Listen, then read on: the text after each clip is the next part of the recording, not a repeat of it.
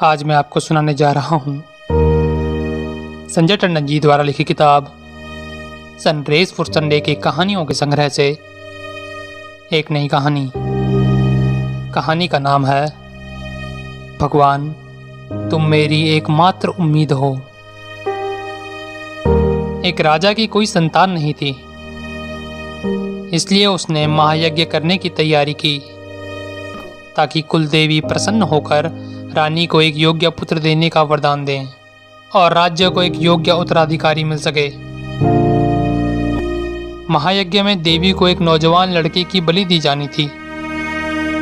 अब प्रश्न यह था कि राजा को यह बलिदान कौन देगा। जीवन अपने तीनों बेटों के भूख से मुरझाए हुए चेहरों को देखकर सोचने लगा, यदि इनमें से मैं एक राजा को बेच देता हूँ तो उससे जो धन प्राप्त होगा उससे अन्य दो का पेट पाल सकता हूँ। तीनों में से बड़ा बेटा काम में पिता का हाथ बटाता था, इसलिए उसे बेचा नहीं जा सकता था। छोटे को उसकी पत्नी ने पकड़कर छाती से लगा लिया और कहने लगी, इनके बिना मैं जीते जी मर जाऊंगी। अंततः उन्होंने अपना मंझला बेटा शगुन राजा को बेच दिया। शगुन बैठा बलि के दिन का इंतजार कर रहा था। वो अकेला और उदास था। राजा ने देखा कि शगुन ने अपने कमरे में मिट्टी के 3 टीले बनाए हैं। देखते ही देखते उसने पहले और दूसरे टीले को ठोकर मारकर गिरा दिया और इंतजार करते हुए तीसरे टीले की ओर टकटकी लगाकर देखने लगा। शगुन के इस बर्ताव ने राजा के मन में एक कौतूहल पैदा कर दिया और आखिरकार उसने शगुन को इसके बारे में बताने को कहा। शगुन ने राजा के आग्रह को आदेश मानकर कहा, हे राजा, पहला टीला मेरे माता पिता को दर्शाता है, जिनके ऊपर मेरी सुरक्षा, पालन पोषण और सांसारिक उत्तरदायित्व था, पर उन्होंने मुझे आपको बेच दिया, इसलिए मैंने ठोकर मारकर उनके साथ अपना लगाव और अनुराग तोड़ दिया। हे राजा, दूसरा टीला आपके लिए था, क्योंकि आप समस्त राज्य और इसकी संपूर्ण संपदा के संरक्षक हैं।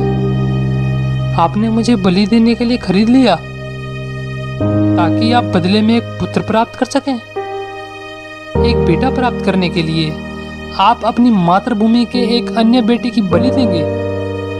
आप मेरे हृदय में अपना स्थान खो चुके हैं, इसलिए मैंने दूसरा टीला भी गिरा दिया। तीसरा टीला मेरे प्रभु के लिए है, जो सर्वसव का संरक्षक है। मैं इंतजार कर रहा हूँ, शायद वो मेरी रक्षा करेगा। अब वही मेरी एकमात्र उम्मीद है। यह सुनकर राजा को एहसास हुआ कि वो एक गंभीर गलती करने जा रहा था। राजा ने शगुन को गोद में उठा लिया और ये कहने की ज़रूरत नहीं है कि सिंहासन के उत्तराधिकारी के तौर पर उसका राज्य अभिषेक भी हुआ। यदि हम केवल सच्चे मन से ईश्वर को पुकारते हैं तो वो हमारी मदद के लिए अवश्य ही आता है। यदि आप ईश्वर की ओर एक कदम बढ़ाते हैं तो वो आपकी ओर 10 कदम बढ़ाता है। उम्मीद करता हूँ कि आपको ये कहानी पसंद आई होगी और आपको इस कहानी से कुछ सीखने को मिला होगा। और यदि आपको ये कहानी पसंद आई है तो इसे लाइक करें, कमेंट करें और मुझे ज़रूर बताएं कि आपको ये कहानी कैसी लगी। सब्सक्राइब करें ताकि मैं आपके लिए इस प्रकार की कविता, कहानियाँ, किस्से लाता रहूँ। तो आपसे जल्द मिलूँगा किसी नई कविता, कहानी या किस्से के साथ, और तब तक के लिए नमस्कार।